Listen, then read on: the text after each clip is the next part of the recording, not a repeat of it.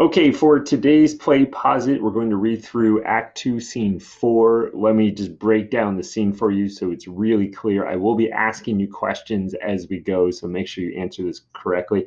I think I'm going to stick with just the multiple choice questions today because the other questions do something wonky to the grading and I have to go back and fix it and whatnot, versus the multiple choice just gives you the points and it's straightforward on how many points you get. So we're going to try to stick with those and see if that works better. Um, as far as the scene goes, it takes place in the street. We've got Mercutio and Benvolio start off, and then Romeo joins them, and then eventually the nurse and Peter join them. Remember, so far in the play, the nurse has agreed to meet with Romeo. Well, Romeo and Juliet have set up for someone to meet with Romeo in order for him to tell her when they're going to get married. So that's what this scene is. Romeo has already secured someone to marry them. That's the friar. And now he just needs the nurse to come along and so he can give her information. She can relay that information to Juliet and they can get married. This is all rising action. It's all building up towards the marriage. So that's what this scene's about. Like I said, we start with Benvolio and Mercutio. They give us a lot of information about Tybalt that's interesting. There's one other thing they mention that's really important, so make sure you get that. Then Romeo arrives. They joke around. Of course, this is Shakespeare, so there's going to be a lot of dirty jokes in here. I think this might be one of the last dirty joke scenes. So if you don't like that, this would be the last one. And then the nurse shows up. Mercutio and Benvolio make fun of her, mostly Mercutio. They sing a song that's not very kind. And then eventually they leave, and Romeo meets privately with the nurse. They exchange information. Romeo tells the nurse when they're going to, when Juliet is supposed to meet with him. And that's it. The scene ends. So let's get into the scene, then we'll come back to the presentation to give you further important information. So we'll skip over here. That gives you, this should be big enough for you to look at. Make me a little bigger. Okay.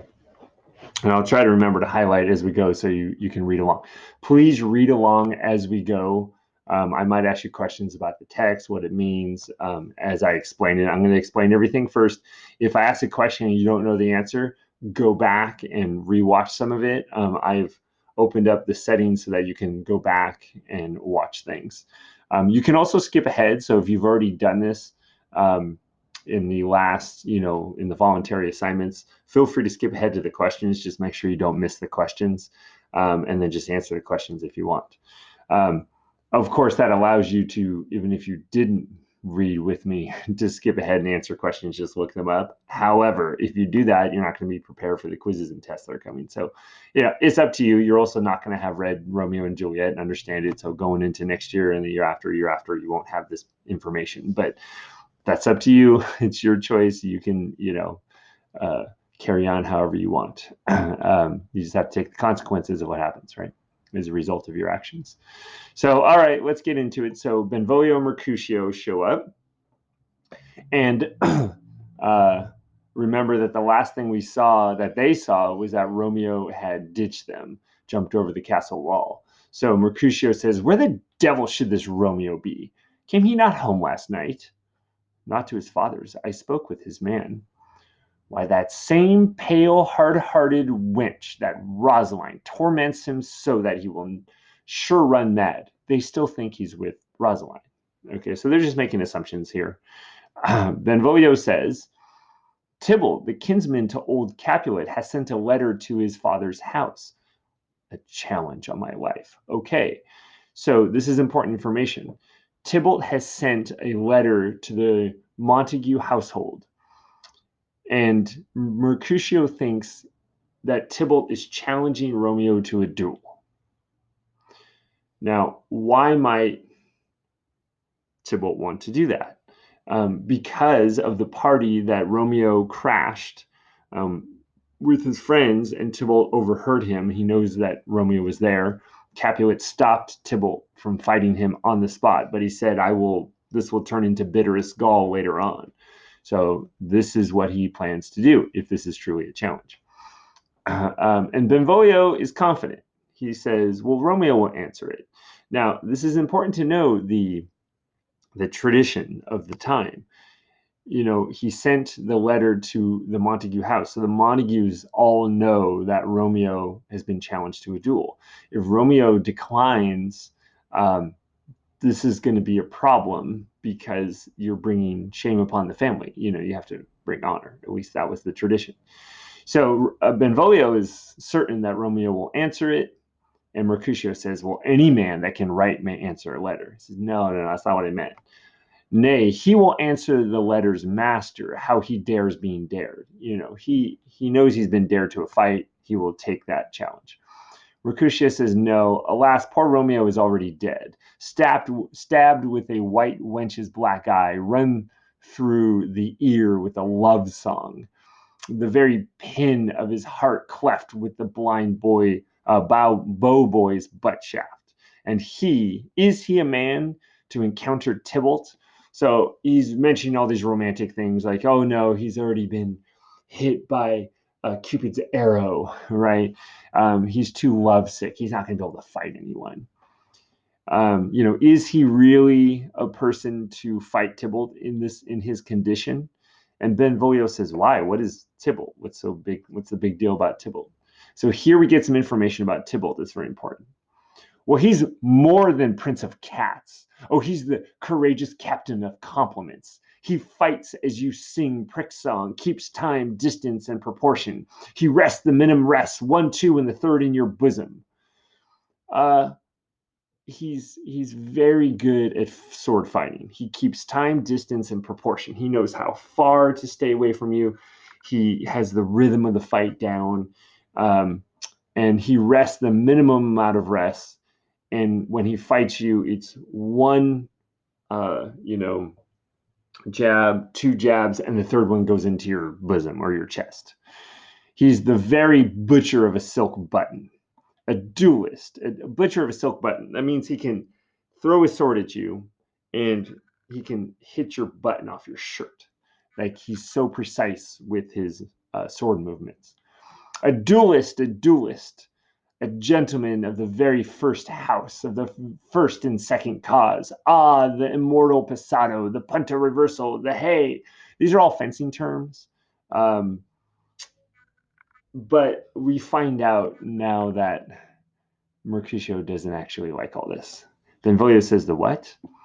And Mercutio says, the pox of such antic lisping, affecting phantasmines, these new tuners of accent.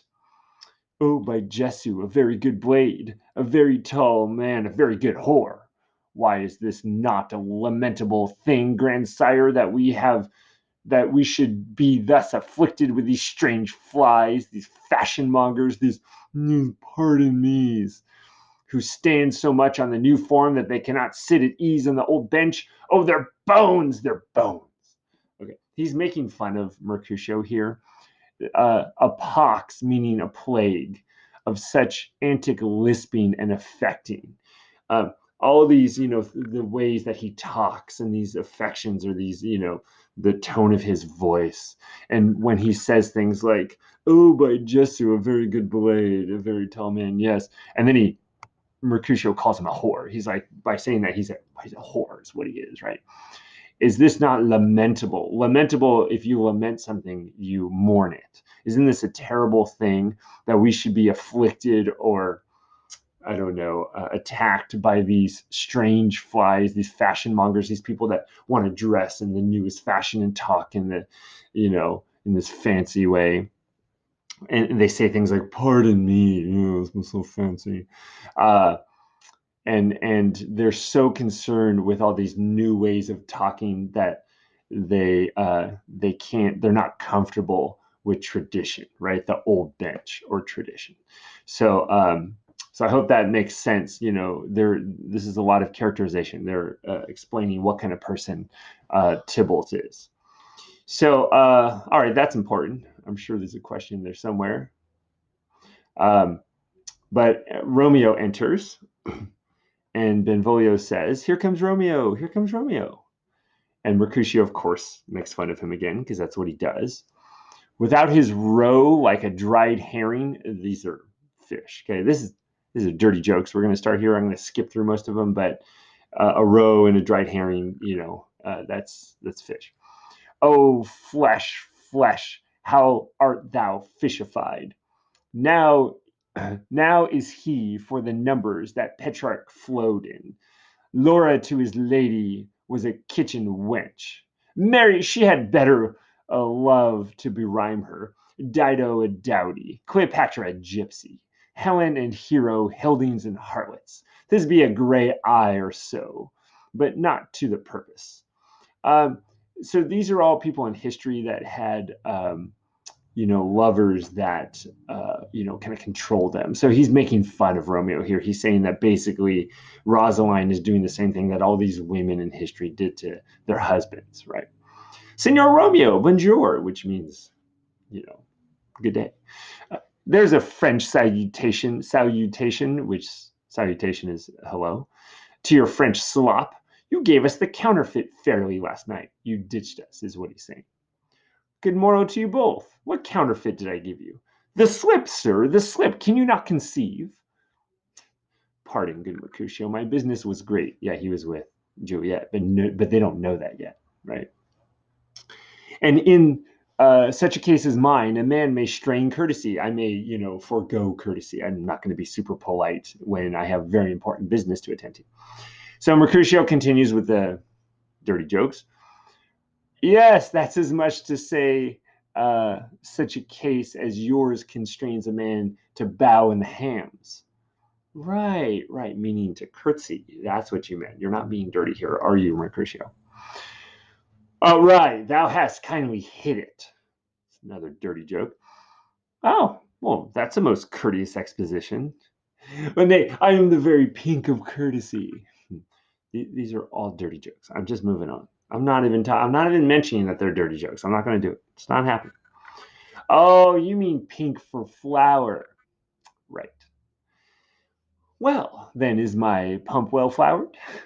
Sorry, that was a sentence, not a question. Why then is my pump well flowered? Oh, sure, wit, follow me this jest now till thou hast worn out thy pump, that when the single soul of it is worn, the jest may remain. Jest means joke. After the wearing, solely singular. Oh, single soul jest, solely singular for the singleness. For the singleness, it's great for a singleness is just one note, right? So yeah, that joke is pretty one noted. There's a lot of puns here. They're talking about single soul, singular, singleness, right? All have different meanings. Um, and Mercutio, looks at Benvolio and says, "Oh, help me! Oh, come between us, good Benvolio. My wit faints. Like this guy is so smart and clever that he's beating me at this verbal battle, right?" And to which Romeo responds, switch and spurs, or I'll cry a match. Nay, if our wits run the wild goose chase, I am done. For thou hast more wild goose in one of thy wits than I am sure I have in my whole five. Was I there? Was I with you there for the goose? He's talking about wild goose chases. Um, and Romeo responds, thou wast never with me for anything when thou wast not there for the goose. I will bite thee by the ear for that jest. Nay, good goose, bite not. Thy wit is very bitter sweeting. It is a most sharp sauce. And is it not then well served into a sweet goose? Oh, here's a wit of chervil, that's herb, that stretches from an inch narrow to an ell broad. I stretch it out for that word broad, which added to the goose proves thee far and wide a broad goose. Okay, all of that. I mean, not all of that's dirty. In the end, they're talking about, the wild goose chase, and then he starts calling him a goose. And so there's lots of puns going on there. They talk about cooking. I'm going to cook your goose, right? Which means I'm going to get you. But, it also literally means to cook goose and add chervil to it. All you need to know about all that was they're joking around. Romeo is not moping around like he's been doing for the last couple of weeks because he's now with Juliet. And so now his spirits have returned. He's now a happy person. In fact, Mercutio notices this and he says, why is this not better now than groaning for love? Now art thou sociable. Now art thou Romeo. Now art thou what thou art. You're back to yourself. You are what you normally are, right? uh, by art as well as by nature. For this driveling love is like a great natural that runs lolling up and down to hide his bauble in a hole. You know, love is so terrible. And I'm glad that you're over it and now you're back to being you. Benvolio wants to stop Mercutio before he says another dirty joke. So he says, stop there, stop there. And Mercutio says, thou desirest me to stop in my tail against the hair. And Benvolio says, well, thou wouldest else have made that tail large. So hair, of course, is a rabbit, but also tail is a pun because the tail is a story, but it also, a rabbit has a tail. So lots and lots of clever language stuff here, right? Oh, thou art deceived. I would have made it short, for I was come up to the whole depth of my tail, and meant indeed to occupy the argument no longer. More of a pun on tail. Okay, so all of that is just to say that Romeo is returned. They're all hanging out and they're happy and joking around. And now here comes the nurse and her servant Peter. And Romeo says, oh, here's some good stuff to make fun of. Here's goodly gear. A sail, a sail. Now, that's interpretational. A sail, of course, is on a boat, so it might be that he's calling her overweight. I've seen a video, the classic Zeffirelli version, film version, that we saw in class a little bit of. The nurse has this scarf that kind of goes up behind her and is blown by the wind and looks like a sail. That's one way to interpret it, right? But in any case, he's saying, look, there's someone to make fun of. And Mercutio says, no, there's two to make fun of, a shirt and a smock. The nurse says, Peter, anon, which means, yeah, I'm right here. My fan, Peter. You know, give me my fan. I want to, you fan myself. And Mercutio makes fun of her and says, good Peter, to hide her face, for her fan's the fairer face. Yeah, give her the fan to cover her face with, because the fan makes her face look better when she's covered, right? And she kind of just ignores that comment. God you, good morrow, gentlemen. God, good end, fair gentlewoman. Is it good end? 'Tis no less, I tell you, for the body hand of the dial is now upon the prick of noon. That's a dirty joke, but I'm not going to get into it. And the nurse knows it's a dirty joke. She gets, you know, she was able to ignore the last joke, but this one she doesn't. She says, out upon you, what man are you? And Romeo comes to her defense a little bit. One gentlewoman that God hath made himself to mar. Oh, the nurse likes that because Romeo is making fun of Mercutio here. Oh, by troth, it is well said. You know, oh, that's a good joke. I like that. For himself to mar, quoth he. Oh, gentlemen, can any of you tell me where I may find young Romeo? Romeo makes another joke. I can tell you, but young Romeo will be older when you have found him than he is when you sought him. I am the youngest of that name, for fault of a worse. Oh, you say well. You're very well spoken. I like you, right? And Mercutio says, yea, is the worst well? Meaning Romeo's the worst. Is he really well? Very well took I, faith, wisely, wisely. So the nurse says to Romeo, well, if you be he, sir, I desire some confidence with you. If you're Romeo, I would like to talk to you in private. And Benvolio can't help himself. He wants to get in on the joke. So he says, oh, I know what she wants to do. She will indict him to some supper. She wants to ask him out on a date. Ooh. And Mercutio says, abad, abad, abad. Oh, so ho. Yeah, she's very bawdy. She's, you know, that's someone who, it's not a nice term for a woman. Let's put it that way. Romeo says, what hast thou found? No hare, sir, unless a hare, sir, in a Lenten pie that is something stale and hoar ere it be spent. So now they're going to start singing this song. There's some history here. This has to do with, Lenten pie. These are the things that you're giving up for Lent.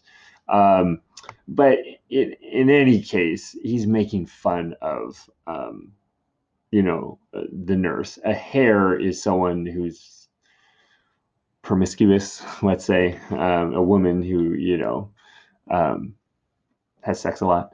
So, he's going to be singing about that. He's making fun of the nurse, and he's probably dancing around her and singing this, you know, uh, as she's just sitting there fuming, very upset. So the song goes something like, an old hare whore is very good meat in Lent, but a hare that is whore is too much for a score. When it whores, ere it be spent. Uh, and he sings the song and then he wanders off and he leaves and he says, Romeo, will you come to your father's? Will to dinner thither. Sorry, not hither, thither. We're going to your dad's for dinner. You're going to be there. I will follow you, so I'll be there. Farewell, ancient lady. Farewell, lady, lady, lady. Right. And Mercutio and Benvolio exit. So now we're just left with the nurse, Romeo, and Peter. The nurse is very upset by all this making fun of her.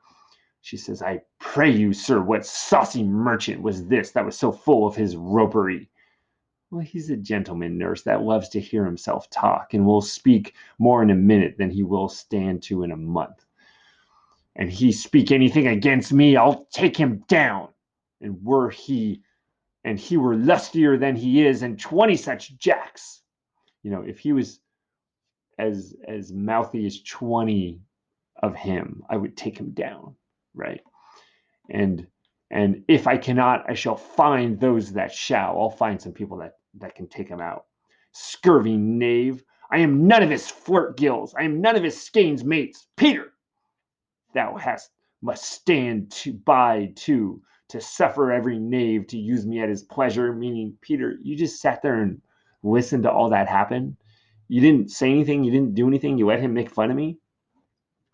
And Peter is very defensive here. He's like, what? I saw no man use you at his pleasure. If I had, my weapon should quickly have been out. I warrant you, I dare draw as soon as another man, if I see occasion in a good quarrel, and the law on my side. Now, afore God, I am so vexed that every part of me quivers, scurvy knave.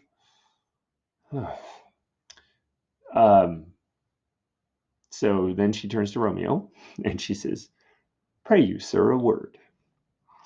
And as I told you, my young lady bid me inquire you out. Juliet asked me to come and talk to you.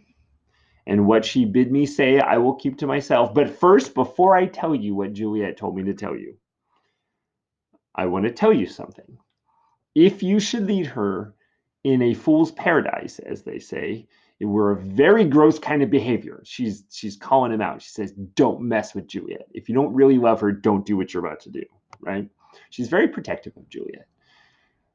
For the gentlewoman is young, and therefore, if you should deal double with her, truly it were an ill thing to be offered to any gentlewoman, and very weak dealing. Nurse, commend me to my lady and mistress. I protest unto thee. Like, no, that's not what I'm going to do. Good heart, and faith, I will tell her as much. Lord, she will be a joyful woman. She's going to love getting married to you. This is going to be great. Well, what would thou tell her, nurse? Thou dost not mark me. You're not going to say anything bad about me, are you? I will tell her, sir, that you do protest, which, as I take it, is a gentleman offer, right? That you say that you're going to be nice to her, right? Will bid her devise some means to come to shrift. That's confession this afternoon, and there she shall at Friar Lawrence's cell be shrived and married. And then he tries to offer her some money. Here's for thy pains. She says, no, truly, sir, not a penny. Go to, I say you shall. Take the money. Take the money. She says, this afternoon, sir? Well, she shall be there. All right. She will go to the friar and marry you. Great. Oh, and also, nurse, stay, good nurse, behind the abbey wall. That wall over there? Stay right over there. Within this hour, my man shall be with thee, and bring thee cords made like a tackle stair, which to the high top gallant of my joy, must be my convoy in this secret night. So I'm going to have my servant hand you a a rope ladder, essentially, um, that over the wall. And you are going to give that to Juliet. She's going to hang it on the balcony so that after we get married that night, I'm going to sneak into Capulet's orchard. I'm going to climb up the stairs, and we're going to do what legally must be done after a wedding night to make the wedding official. You can figure that out on your own. Farewell, be trusty, and I'll quit thy pains. Farewell, commend me to thy mistress. And then they have a long goodbye, because they often do. Now God in heaven bless thee. Hark you, sir. What sayest thou, my dear nurse? Is your man's secret? Did you ne'er hear say two may keep counsel, putting one away? She's like, are you sure you could trust that your servant there? He said, I warrant thee, my man's as true as steel. Don't worry. He's not going to say anything. Well, sir, my mistress is the sweetest lady, Lord. When she was, 'twas a little prating thing.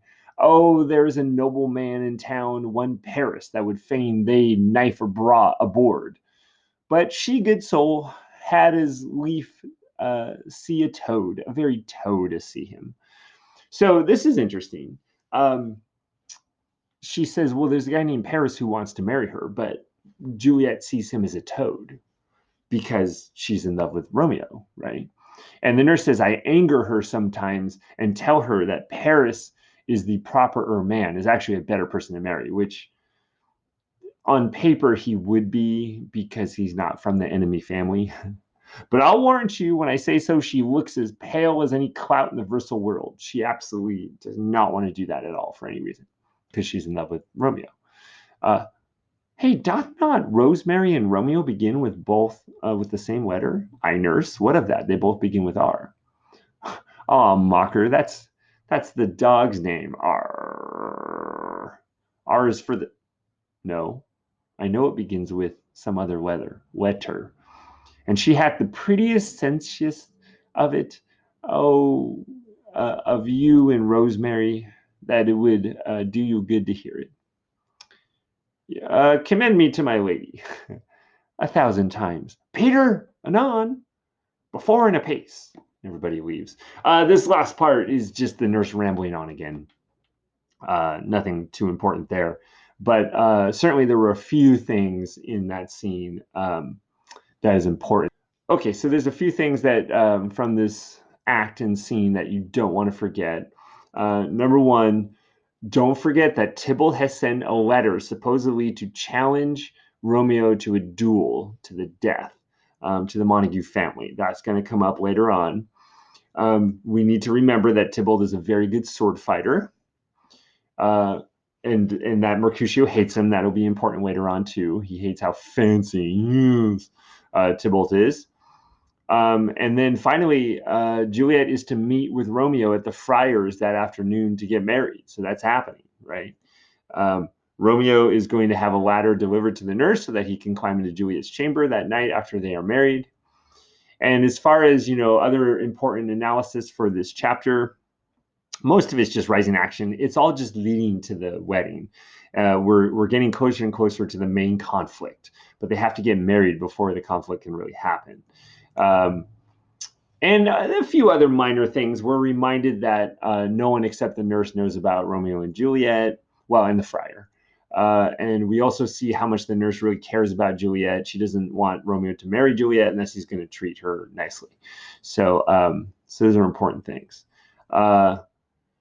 If you have any questions, then please email if this format's not working for you. If there's anything that is a problem here, let me know. Otherwise, we'll just carry ahead with this format for a little while.